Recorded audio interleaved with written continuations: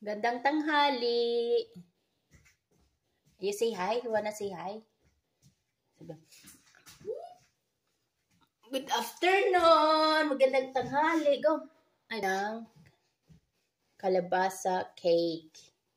Yan. Hugas na to. Ayan. Hindi mo naman yan matanggal. So, babalatan na natin. Instead, okay.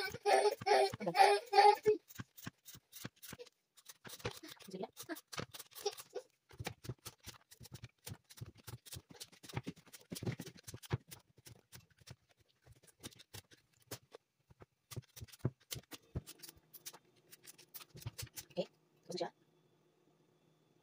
Ayan. Kakat na natin siya.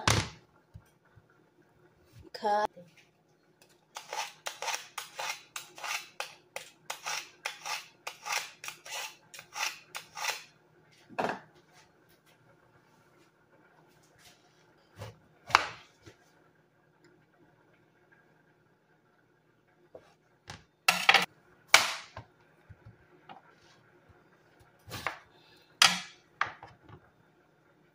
Tanggalin natin to. Tanggalin natin to.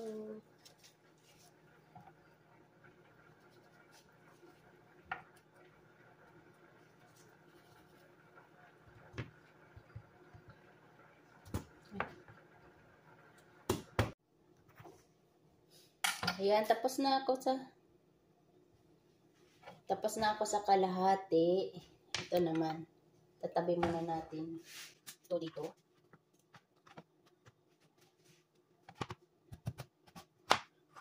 Ayan, tagalin natin yung buto. Remove the seeds. Again.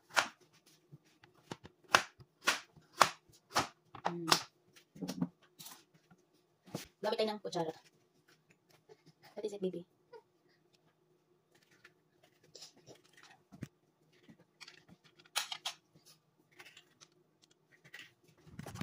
Sleepy na?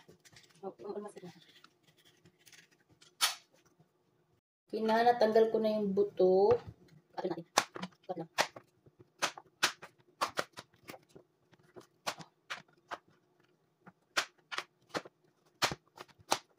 Okay. Wash. Wash lang.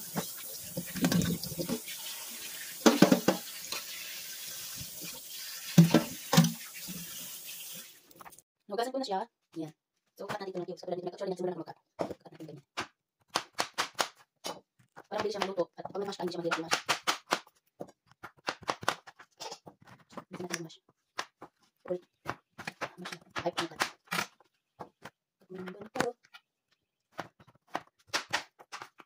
Ganyan. Madilim siya kasi yung camera natin. Na siya. Ito na, nakat ko na. Ayan.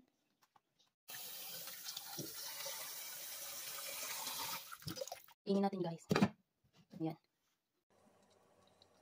Yan, malambot sa mo. Ayan, pag namas na.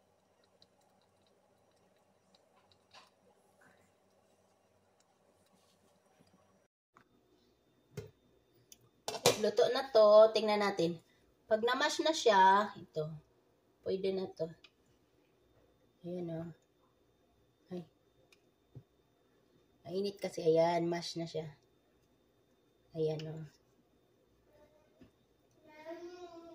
Ayan. Luto na siya. Imamash natin to. Ayan. Mabilisan naman ito mamash. Ayan.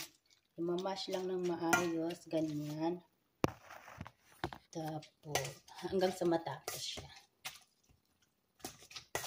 Mash, mash, mash. Second time ko nang gumawa nito. Try natin ulit kung magiging bar ba siya. Squash bar or squash cake.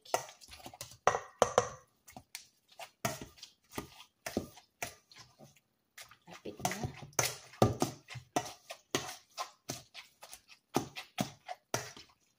Lapit na.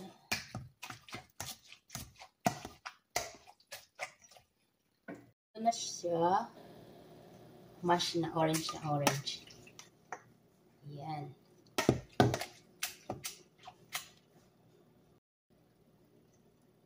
Lagyan natin ng sugar. And then, butter. Ayan, butter. Mix, mix, mix.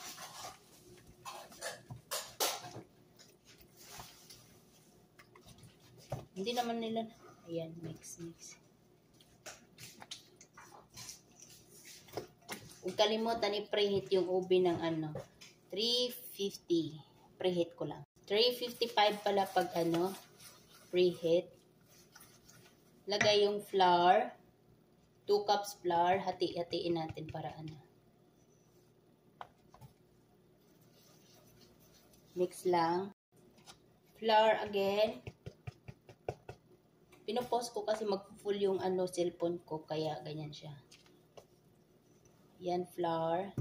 We will add egg. 2 eggs lang.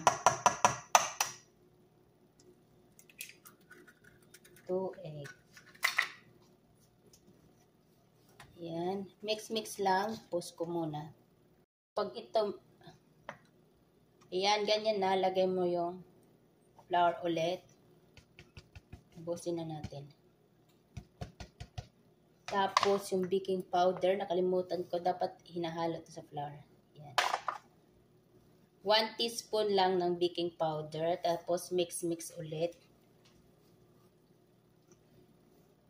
Tapos, i-add mo yung natirang itlog.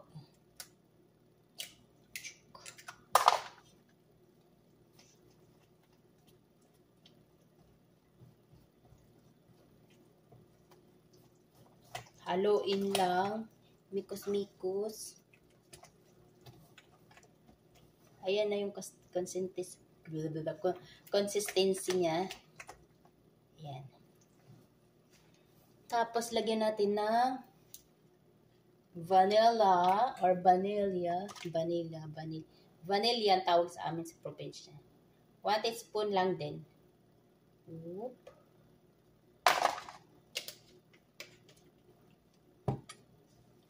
I-mix.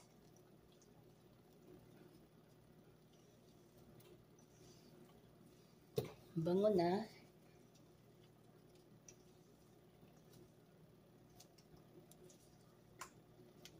Mix lang. Ito na siya. Pagkatapos mahalo na lahat ng ingredients, huwag kalimutan lagyan ng cinnamon. So, ilagay ko dito ay 1 teaspoon lang.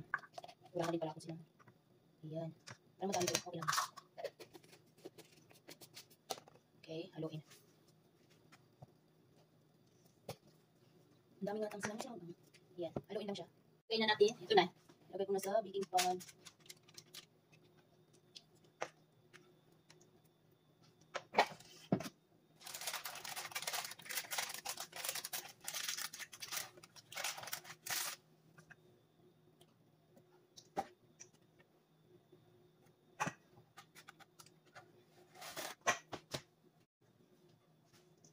Dinalawa kong baking pan para baka lumampas.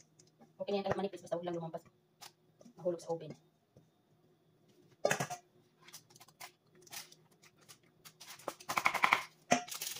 Shake.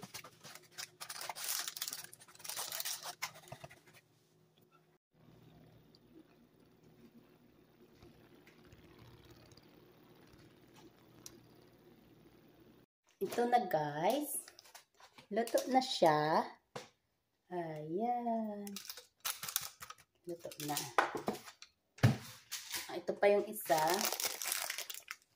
Bango. So, tatry natin kung masarap pa. Hiwain natin. Wala ako ng kutsilyo. Tikiman na.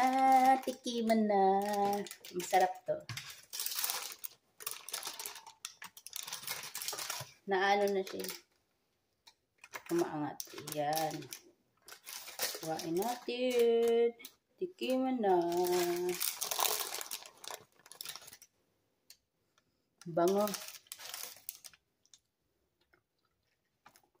Ang sarap.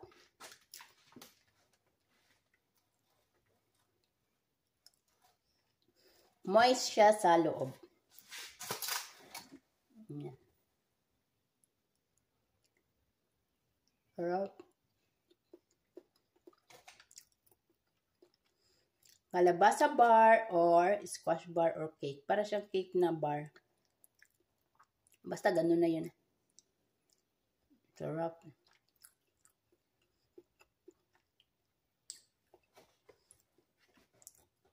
May lasa siyang pagka-butter sa loob.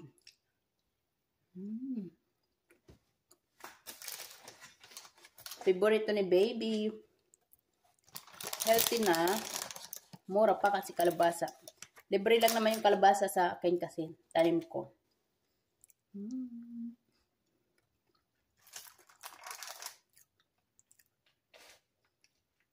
Masarap sa kape.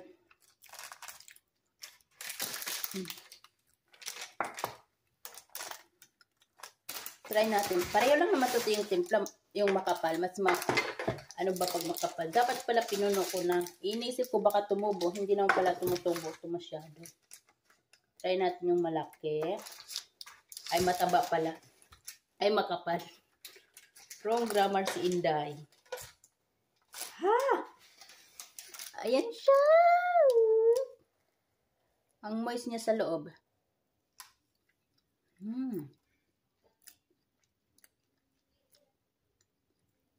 Sarap. Bye! Baka maubos ko pa. Thank you for watching.